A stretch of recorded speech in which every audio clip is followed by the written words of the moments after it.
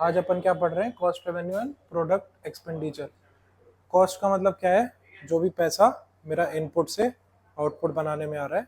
ठीक है, for example इस मार्कर को ही बनाने में मेरे को प्लास्टिक लग रही होगी, मेरे को इंक लग रही होगी, जो भी XYZ जितनी भी कॉस्ट लग रही होंगी, that is the cost incurred. अब कॉस्ट इनकर्ड का वो क्या बनेगी definition? Expenditure incurred by factor as well as non factor. अब देखो, फैक्टर और नॉन फैक्टर का मतलब क्या होगा? फैक्टर, अरे अरे, कॉस्ट क्या है? कॉस्ट कुछ नहीं है, cost is the expenditure incurred while making the input into output. बस सिंपल सी डेफिनेशन होती है इसकी। आसान भाषा में कैसे समझ सकते हैं? कितना पैसा हमने को लग रहा है किसी भी चीज को बनाने के लिए। अब देखो, इसमें दो चीजें आती हैं, एक आती है फैक्टर कॉस्ट, एक आती है non factor cost. Factor cost को ना हम कैसे डिफाइन करते हैं? फैक्टर कॉस्ट को हम लोग कह देते हैं डायरेक्ट कॉस्ट। डायरेक्ट कॉस्ट का मतलब है कि फॉर एग्जांपल मैं ये टी शर्ट बना रहा हूँ, तो मैं ये टी शर्ट बनाने के लिए मेरे को क्लोथ लगेगा, मेरे को मशीन लगेगी, मेरे को थ्रेड लगेगा, तीन ही बेसिक स्टेप लगेंगे। तो इन तीनों को करने के लिए मेरी क्या डायरेक्ट कॉस्ट आई? प्लस अब मैंने टी शर्ट बना दी, तो टी शर्ट मेरे वेयर हाउस से ही थोड़ी बिक जाएगी। टी शर्ट नॉन फैक्टर, तो फैक्टर का मतलब क्या है? Direct cost. तो अपन टी शर्ट बना रहे थे तो अपने को क्लोथ लगा, थ्रेड लगा, मशीन्स लगी। उसके बाद T shirt directly warehouse से तो नहीं बिक जाएगी, ट्रांसपोर्टेशन लगेगी, प्लस तेरे को एडवर्टीजमेंट लगेगा, फिर कोई बैक एंड टीम लगेगी जो पूछेगी कि भाई ये जो आपको टी शर्ट मिली है ठीक है कि नहीं। फिर तुमने रिटर्न कर दी तो वापस वेयर हाउस में चीजें आएंगी। तो सारे इनडायरेक्ट एक्सपेंसेस नॉन फैक्टर में आ जाएंगे। करेक्ट, वो डायरेक्ट इनडायरेक्ट वही। अब देखो, कॉस्ट फंक्शंस क्या होते हैं? जहां भी मैंने कल क्या बताया था तुम्हें, फंक्शन का मतलब क्या होता है? डिटरमिनेंट्स। डिटरमिनेंट्स का मतलब क्या होगा कि भाई कोई भी डिटरमाइनिंग फैक्टर, जैसे आर्यन है, पेपर में उसकी तबीयत खराब हो जाती है, तो तबीयत is also a determining factor while giving exams ना। बस, तो that is function. Cost function का मतलब है जो भी डिटरमिनेंट कॉस्ट को डिफाइन करेंगे उसको हम बोल देंगे कॉस्ट फंक्शन। ठीक है, अब देख, दो चीजें होती हैं, एक एक्सप्लिसिट, एक इम्प्लिसिट। ठीक है,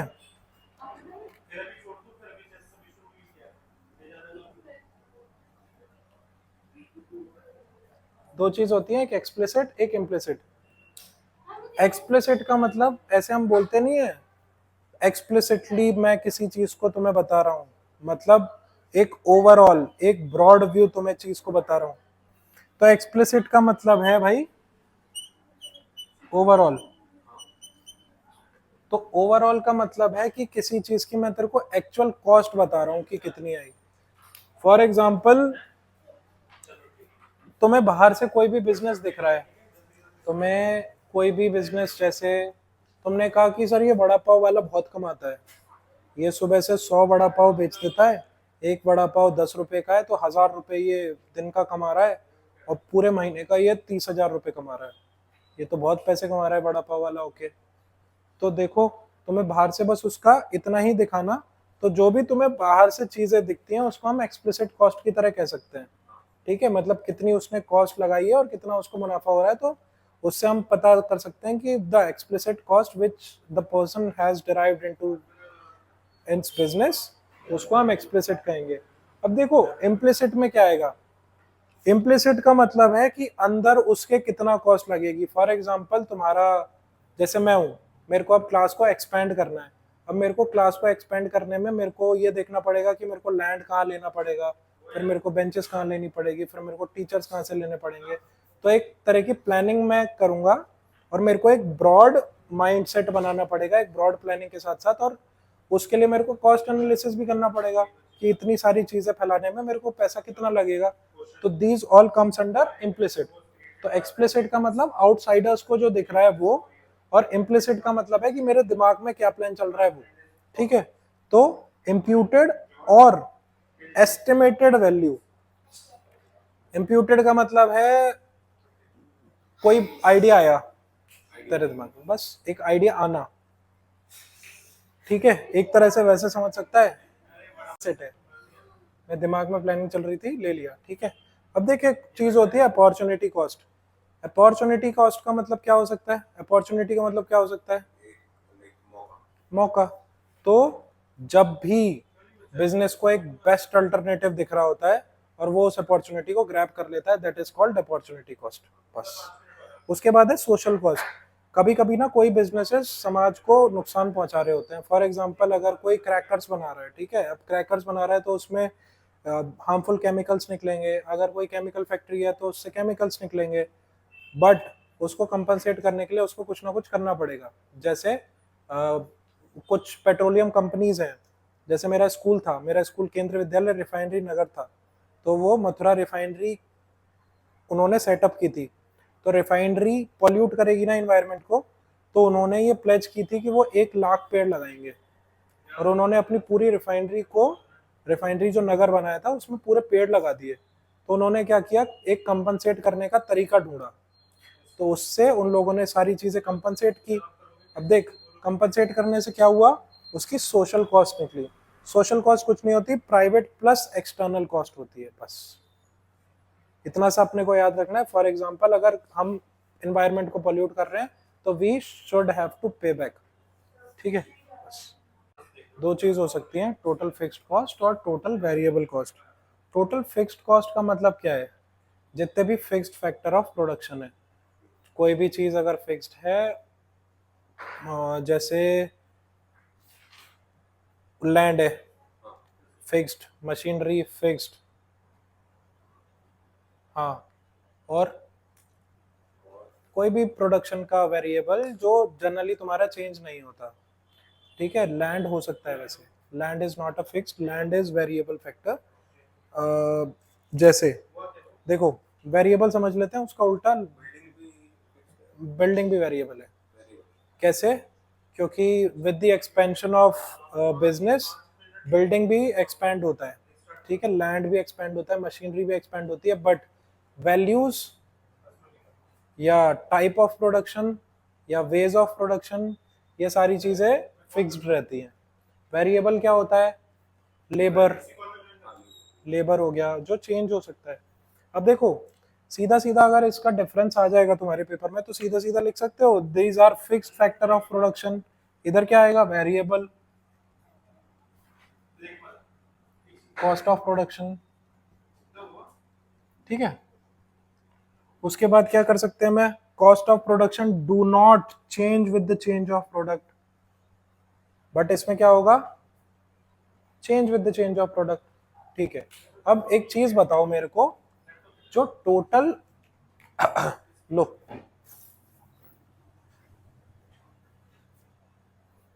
जो टोटल कॉस्ट बियर करता है कोई भी बिजनेसमैन, वो क्या होगी, total fixed cost plus total variable cost ना,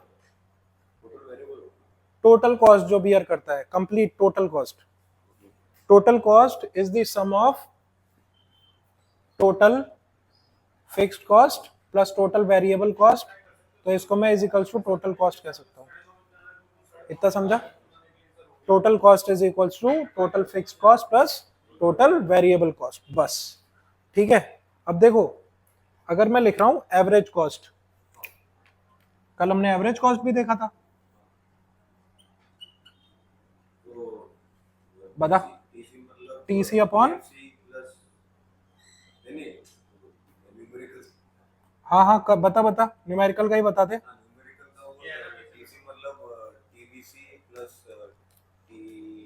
टीएफसी, करेक्ट, बिल्कुल सही। और देख, एवरेज कॉस्ट क्या हो जाएगी, total cost divide by quantity produce ना, बस, क्वांटिटी प्रोड्यूस या वो नंबर ऑफ फैक्टर्स,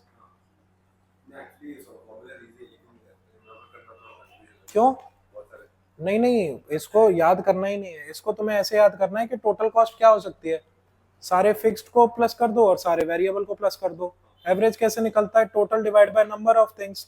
तो टोटल का मतलब है इसमें क्या है? टोटल, टोटल कॉस्ट ही हो सकती है। Total cost divide by the quantity. कल सेम किया था, वही है, उसका ही रिवीजन है। ठीक है।